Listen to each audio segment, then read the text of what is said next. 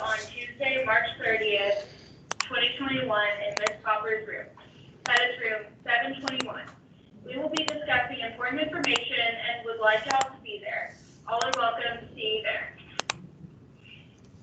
Seniors, let's talk about prom. Prom tickets go on sale today, both online and room 401. Tickets are $85 each and will go up to $100 on April 26th. So buy your tickets early. Our senior prom will be on May 8th from 7 to 10 o'clock at the beautiful event center at the Fort Worth Zoo. Please check your student email for additional information, prom forms, and for pictures of the gorgeous event center at the Fort Worth Zoo. You may pay with credit card online or cash only, or a check can be accepted in room 401. And please bring exact change because change may not be available. Don't forget to check your student email. This is Sam. Have a marvelous Monday. Marvelous Monday indeed. It's a short week, which is pretty awesome. Plus, we're wrapping up World War II today, so not bad at all. Like I was saying, today we are going to wrap up World War II. We ended with the war in Europe, kind of wrapped that up with the death of Adolf Hitler. Today we're pretty much exclusively just looking at the war in the Pacific. Again, Hitler dies in April. The war is done in August, so don't have too much of the PowerPoint left. Just continue to pay attention, take good notes, and you'll be in good shape. At the end, we do have a video from the same larger video that we watched last week. I kind of like that. It's just on the war in the Pacific, the end of the war. Get to see some good historical footage, stuff like that. So we'll wrap it up like that, and then World War II is done. If time permits, if you want to knock out your SAQ in class today, you can. I don't know if time will permit. We had maybe about 10 minutes first period left. I'll probably talk a little bit faster this period. So I don't know. We might have time. We might not. Either way, it is due before midnight. So if you don't do it in class, you can knock it out during lunch. You can do it when you get home. It's 12 minutes. It should not take you that long. Just make sure on your SAQ you're being specific. All this crazy stuff that's read, all the vocab we do, guys, it's for a reason. So be specific, follow the ACE format. I think you'll see this one really isn't that bad. Other news and notes. Got a couple things coming up that could help you out quite a bit. The first one, I have posted another extra credit quiz in AP Classroom. It's one of those personal progress checks. It's over Unit 7. So basically the world wars, what we've done in the 20th century thus far, World War I, the interwar period, World War II, all that stuff is fair game. It's 24 multiple choice questions. You will have 24 minutes to get it done. In order to get the extra credit, you got to finish within the 24 minutes. Again, I'm trying to kind of build up this skill of, reading the stuff, answering the question to the best of your ability and moving on. That is what you're going to have to do on the AP exam because that's what it's like. It's a minute per question. So yeah, time limit is important. For every question you get correct, I will give you half an extra credit point. We'll round up if we have to, but maximum is 12 points. That's not that bad. It's pretty easy. Won't take too much of your time. There's really nothing to lose. This needs to be submitted, though, by this Thursday at 11:45 p.m. Usually give you a little bit more time, but with a short week, hey, it is what it is. So optional, but I would highly encourage that. Next thing, your next notebook check, considering we have a shorter 6 weeks, we're moving it up a little bit, that is going to be next Monday. Not going to be a lot in it. Right now, we've got notes over the PowerPoint. You've got your Hitler quick write we did the other day. There's going to be a little bit of bookwork this week, some vocab, some stuff like that. It's not going to be a whole lot. I'm trying to make it pretty easy on you, but definitely make sure you get that in, get in on time. Obviously, if you haven't turned in your first notebook check, you want to get that in too, because they do average together for a test grade. Finally, grades. Update him early evening yesterday, so anything that was submitted by then, the grade should be in. So double check your stuff. If I screwed up, let me know. Okay, that happens, especially on like essays and SAQs. If you don't know why you got what you got, let me know. I'll shoot you an email, break down areas you did well, things that you could do better. Okay, but double check your stuff. What's in there is your grade right now. It all should be accurate. That way you kind of know what you need to do moving forward to ensure you get the grade you want.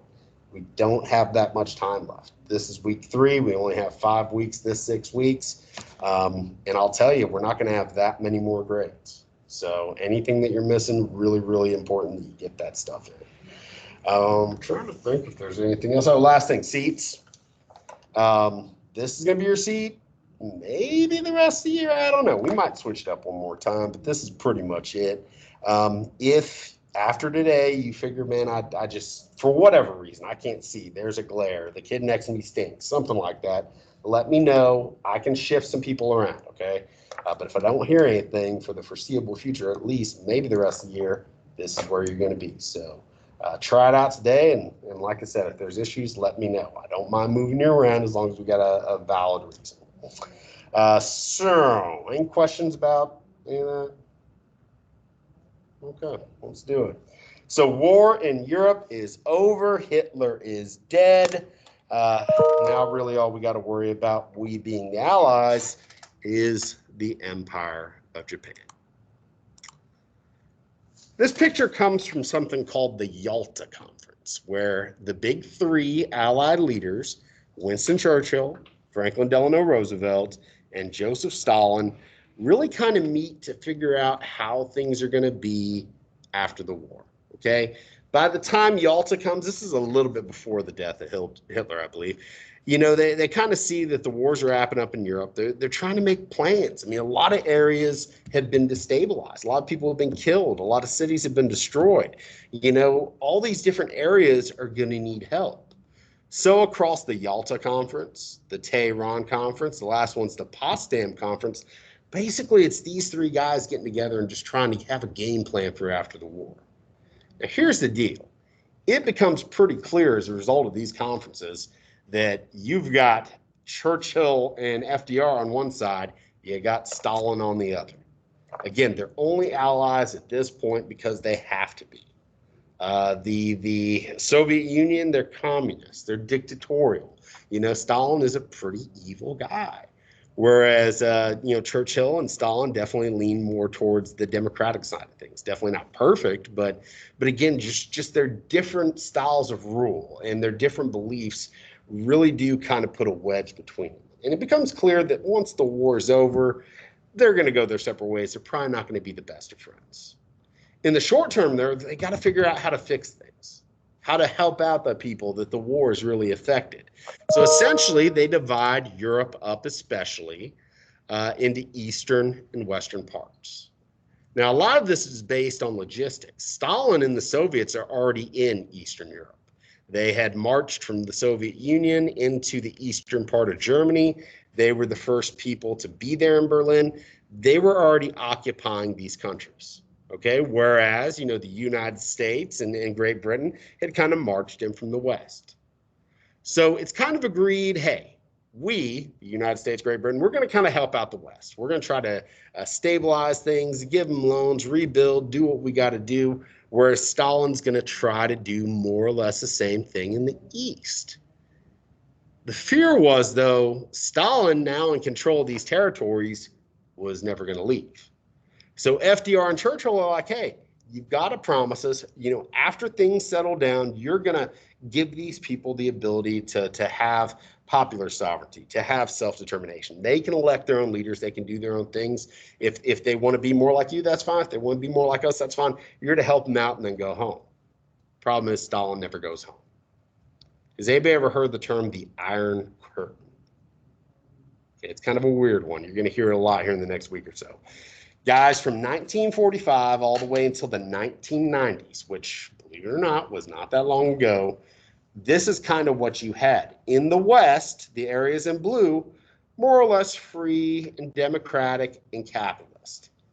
All the areas in red, more or less communist and not free and not democratic. Those Eastern European countries technically weren't a part of the Soviet Union, but they really weren't. They were definitely under Stalin's sphere of influence. And essentially, the Iron Curtain is that dividing line. It's not a real thing, it's not a real curtain, but basically, on one side of the curtain, if you will, you've got freedom, on the other side, you don't. And it's going to be that way over the next several years. The Cold War, just as a preview, guys, after World War II, we're the superpower. We'll talk about how.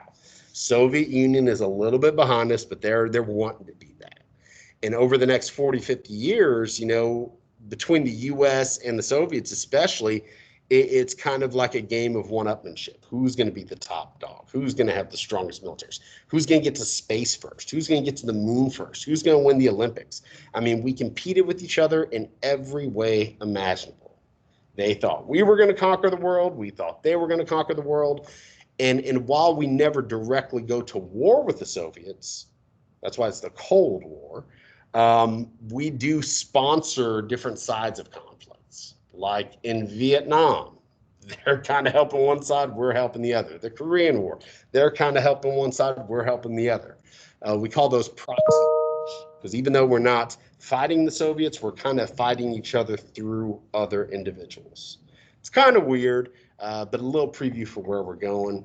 More or less, everybody knew when the war was over, we were not going to be cool with each other. But for the short term, we needed them, they needed us. The enemy of my enemy is my friend. So Germany down, Italy down. It's really down to just Japan at this point. So let's talk about the war against the Japanese. Very famous photograph here from the Battle of Iwo Jima. With the war in Europe essentially over, the Allies focused their efforts on Japan. Under the command of U.S. General Douglas MacArthur, Allied forces gradually pushed back the Japanese in an island-hopping campaign, liberating areas across the Pacific that had been occupied by the Japanese.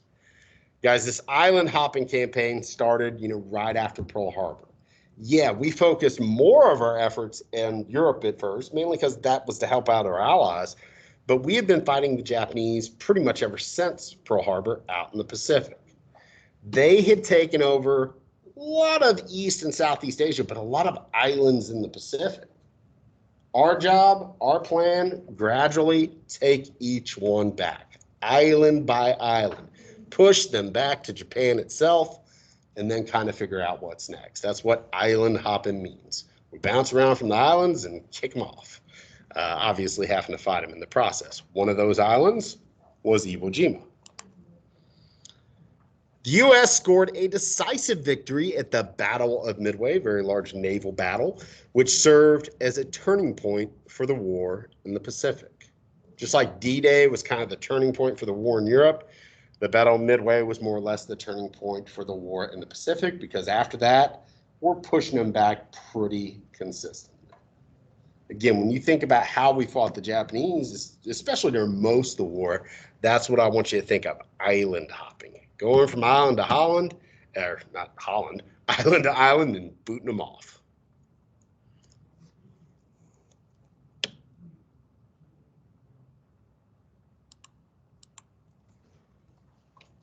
I mean, this is the Japanese Empire, as you could say, during the war. We talked about early on, they had invaded China and done some really terrible things, taken over some territories, taken over Korea. They had taken over a lot of the colonies in Southeast Asia. They had taken Indonesia. They had, even after Pearl Harbor, taken the Philippines from us. And then you had all these different islands out in the Pacific, because that was the area that they were building their empire. Why were they doing it? Well, the same reason as the Germans, more or less. It's imperialism. You're going out, you're trying to steal people's resources, you're trying to expand your territory. And considering Japan had this really strong sense of nationalism, this fact that we are Japanese, we are superior, this is ours by right.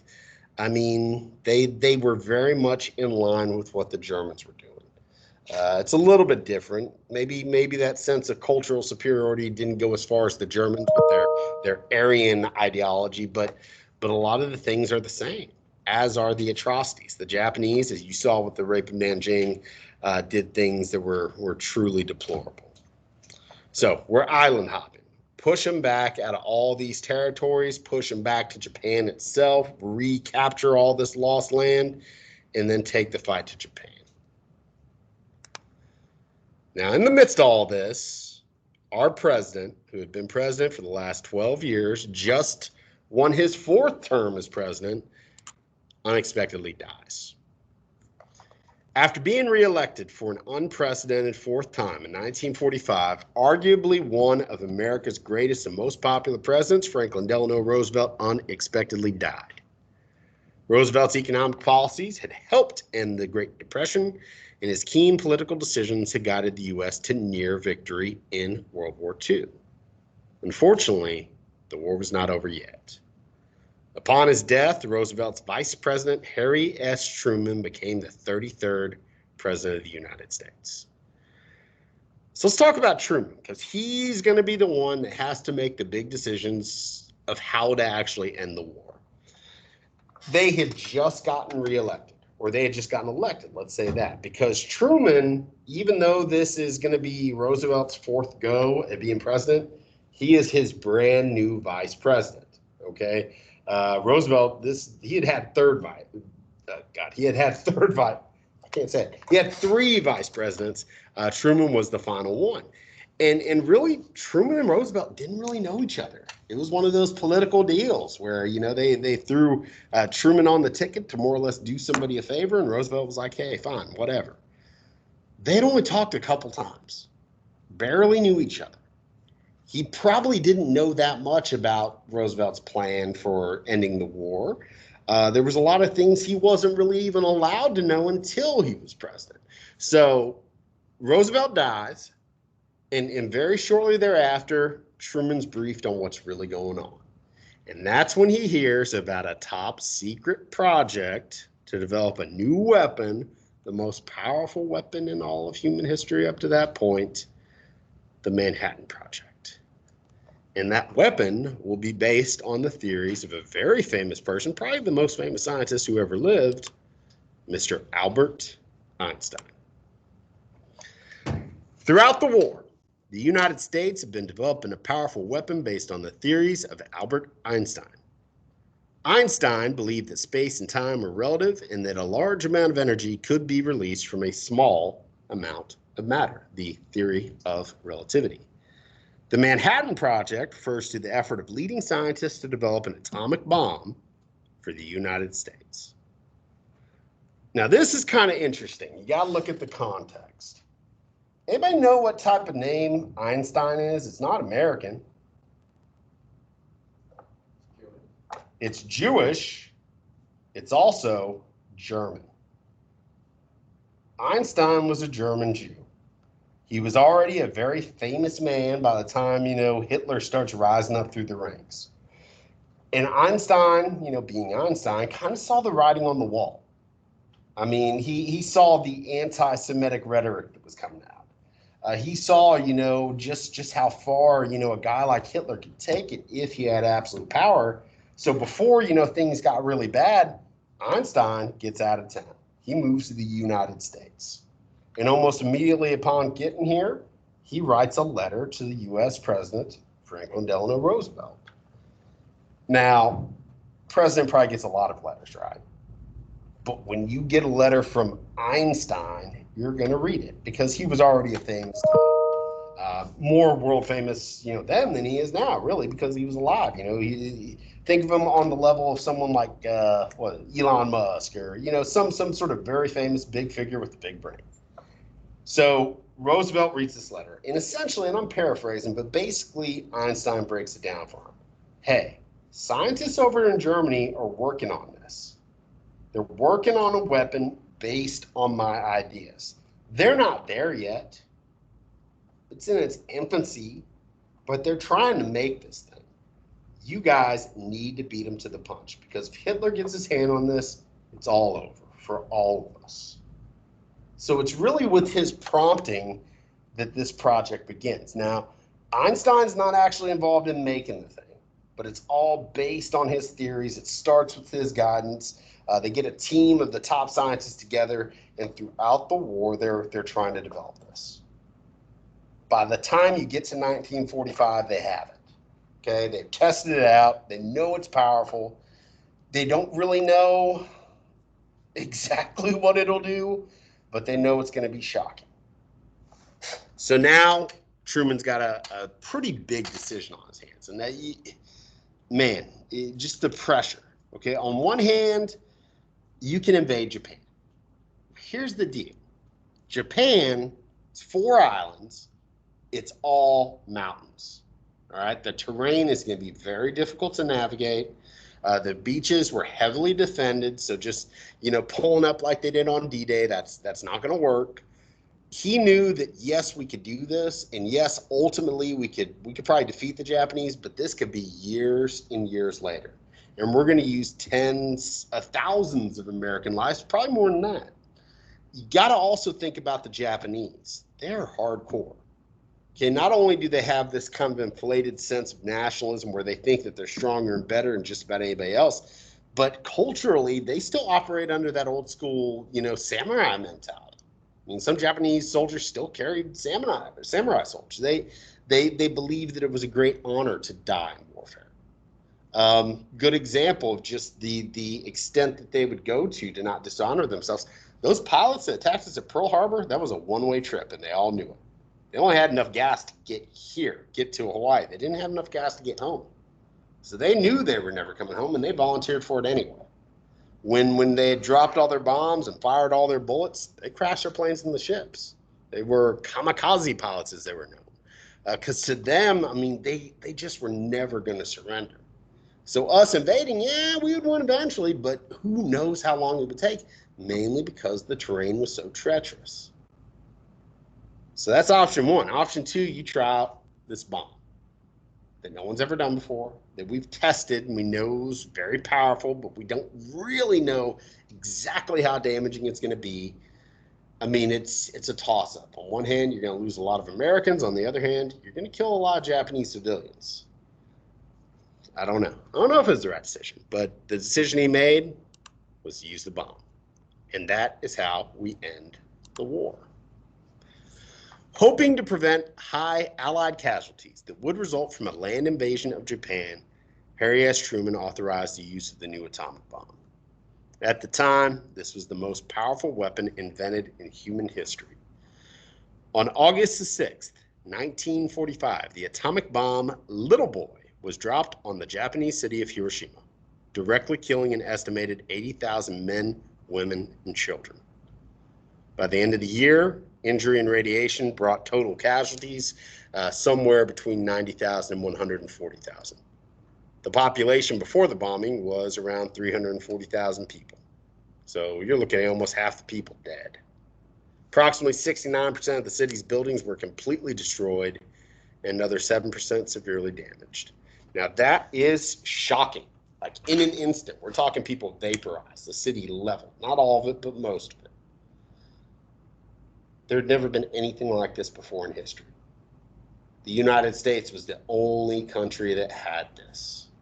We assume we dropped the bomb. Even these very hardcore, very proud Japanese, they've got to give up, right? They don't. So 3 days later, we drop another one.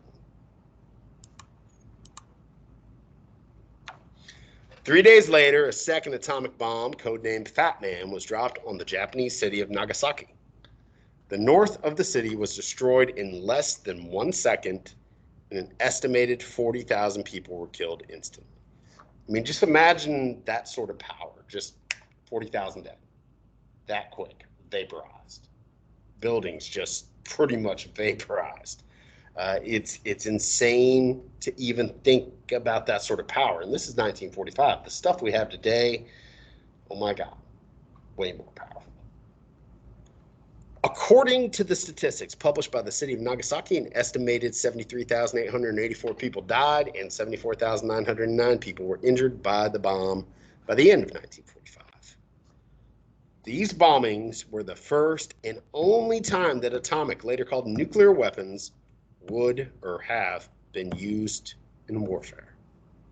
Fearing additional attacks, Japan surrendered 3 days later.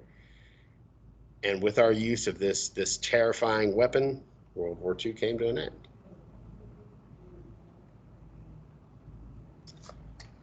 For a while, we're the only countries that has this. Only country on earth. Later on, the Soviets get some. Today, I forget, maybe 9 or 10 countries have them, but it's not like everybody around the world has them still. It's us and a handful of other countries. But we're the only ones to ever actually use one. They were the first and we were the only, because this was truly terrifying. The level of destruction was unprecedented, probably not even dreamt of. It was very effective, but it was also about as brutal as it gets. There have been nuclear accidents.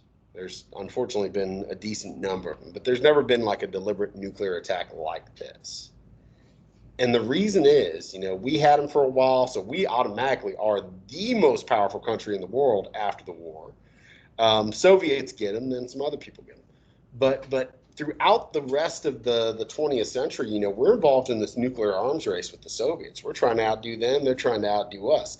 And we get to a point, especially looking at today, that we have so many nuclear weapons. And the weapons we have are so powerful that you can't ever use them. All right? That's why there's not a World War III. That's why there's never been a nuclear war.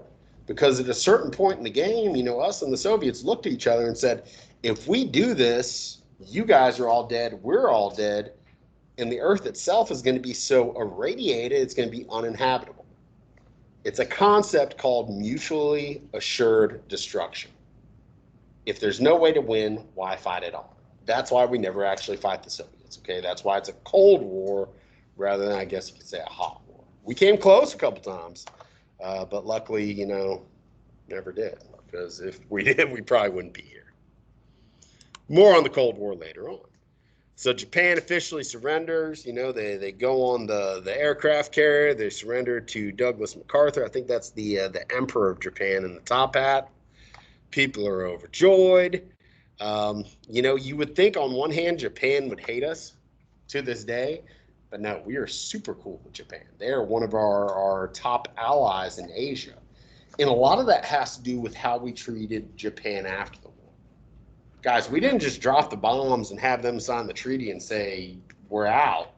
We hung out in Japan for like 20 years. Not so much occupying it as a military presence, although our military was there. Guys, we rebuilt those cities. We gave them billions of dollars. We helped them restructure their government. The new constitution they put in place is pretty much just a copy of ours. They took ours and changed some stuff up to meet their needs, but they modeled their current government on ours. It's not the exact same, but it's pretty similar.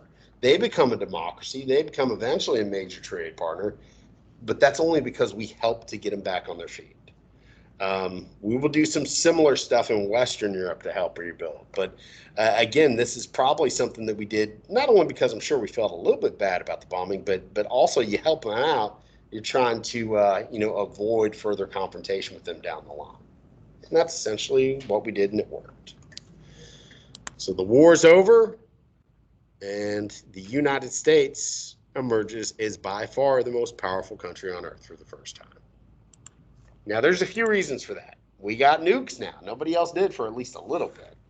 But also, you look at almost all those other countries that had fought in the war, their cities are blown up. Their factories are blown up. They all got to rebuild.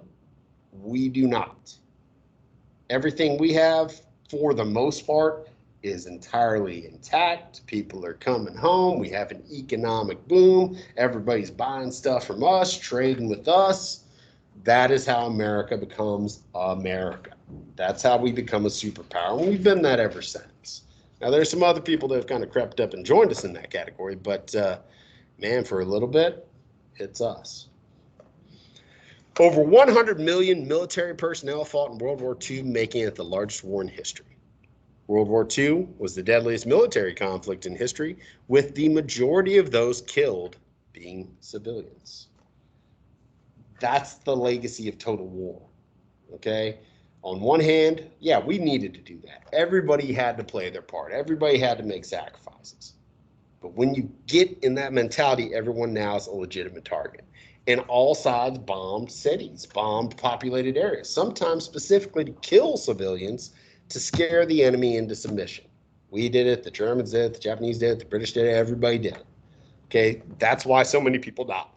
because a lot of the people, the majority of the people that died in World War II weren't soldiers. They were just regular, everyday people.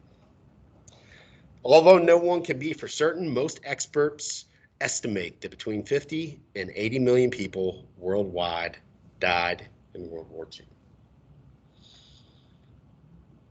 So now the war's over. But we got to make sure it never happens again. Okay, after World War I, we had the League of Nations. That didn't work very well. So we developed something that's at least similar, but much more well-structured, much more well thought out, definitely has more political power. That's why in 1945, with the help of the United States and really all the Allied nations, we helped to form what we have today, the United Nations. And this is our last slide. Born in 1945 in an effort to prevent another world war and protect human rights, as obviously a lot of people's rights were heavily violated during the war. In fact, one of the first big decisions that come from the UN is the 1948 UN Universal Declaration of Human Rights. And it basically defined fundamental freedoms. What are some things that everybody should ideally have? Freedom of speech, freedom of religion, things like that. A lot of the stuff that Roosevelt talked about with his 4 freedoms, a lot of the things that Roosevelt and Churchill talked about with the Atlantic Charter. It sought to protect the rights of women, children, and refugees. A lot of women and children, terrible things happened to. Refugees, there were a lot of refugees, people forced from their homes to move to other countries after the war, just because the war was so devastating in so many places. So that think of it almost like a mission statement. The UN grows over the years, but it does have a certain organizational structure, which you don't need to know all of it, but definitely associate these terms, with some of the early things that were established by the United Nations. First, you have the General Assembly. This is, member nations, pretty much every nation around the world. They send their delegates. They'll discuss issues, stuff going on in the international community, conflicts that are brewing, big humanitarian causes, and they'll vote on these issues, trying to decide what sort of action to take. They pass sanctions sometimes on countries that do bad things, like North Korea or Syria. Hey, let's not trade with them. Let's tax them extra. They try to pressure people more than anything else. The Security Council is really important to understand. And it is a direct reflection of what the Allies were after, after the war. They wanted the power to make sure stuff like this didn't happen again, but they also wanted to ensure that they would always have more power than everybody else. They're the ones that actually act on these issues. They can approve the use of military force. There's a genocide going in Rwanda. These are the guys that are going to vote on, hey, should we send the military to stop it? They didn't, so something to think about. There's 5 permanent members of the Security Council that all have veto power. So every other member of the Security Council should say, hey, and I bring up Rwanda because we barely talked about it, but, the genocide in Rwanda, close to 1 million people die in a month. This is clearly a terrible issue. The United Nations was designed to stop things like that from happening. The Security Council could vote on this issue, and every single member of the Security Council could say, we need to intervene. It only takes one of them to say no. One of these 5, the permanent members. And if that one person says no, they don't do anything. And this is probably the biggest flaw with the United Nations in the setup. It prevents the United Nations from doing a lot of things that honestly it should. Your 5 permanent members with veto power are the United States, France, Great Britain, Russia, and China. Now, originally, this looked pretty good. Okay, the Soviets, they were kind of the outlier, but everybody else could pretty much get along. Shortly after World War II, China becomes communist as well. So you can kind of see in today's political climate, the U.S., France, and Great Britain are probably going to agree on stuff. Russia and China, they're kind of the outliers that definitely have interests that aren't in line with the rest of them. There's 10 other members that are elected on a rotating basis, but only those 5 permanent members have the veto power we discussed. Other kind of branches under the umbrella of the United Nations. You have UNICEF. They provide food and developmental, I cannot talk today, aid for the hungry and impoverished children. The International Court of Justice and the International Criminal Court, they investigate abuses of human rights, genocide, war crimes, things of that nature. The UNHCR, they provide food, medicine, and temporary shelter for refugees. UNESCO, they promote international collaboration through educational, scientific, and cultural programs. They protect a lot of historical sites, like, the pyramids at Giza, Machu Picchu, things that collectively, are part of human history that need to be protected. Stonehenge, they're the guys in charge of that. You've got the International Monetary Fund, the World Bank. They provide technical advice and loans for developing nations. And again, the stuff I haven't read, I just want you to at least be familiar with what they do, but really know it's a part of the UN. Other international organizations kind of involved in treaties such as the World Trade Organization and the General Agreement on Tariffs and Trade, or GATT, work to promote free trade worldwide. Again, the United Nations, it's kind of, on one hand, hadn't had another world war, so that's pretty sweet, but they haven't always stepped up when probably they should have, because there have been genocides since then. There have been war crimes since then. And while they have helped a lot of situations, they haven't always stopped some of the things that clearly go against all that they stand for. And just to kind of show you, a graphical representation of this, you got the General Assembly, that's where everybody gets together, they vote. You got the Security Council, they're the ones that can authorize the peacekeeping forces, military intervention, but a lot of times they don't agree. And then you've got all these different kind of arms that go off, designed to do very specific things. Probably talk a little bit more about the United Nations later. But now we're going to wrap it all up today with our video. So the video itself, it's just like the video that we saw at the end of last week, except this is obviously focused on the war in the Pacific. Good historical footage, good information. You don't have to take notes, but I think it'll kind of bring everything together. Once this is done, I'll go ahead and tell you, we might have enough time. It's 40. You might have just enough time to do the SAQ if you want to. But it's going to be cutting it pretty close. You got 12 minutes. We'll probably have almost exactly 12 minutes left to class. You can, if you think you can knock it out, go ahead and start on it. If not, maybe do it during lunch. It's only 12 minutes. You could do it after school. As long as it's in before midnight, you are in good shape. I'm going to change my sound. My kiddo's online. You're not going to be able to hear me, but go over and check out the video.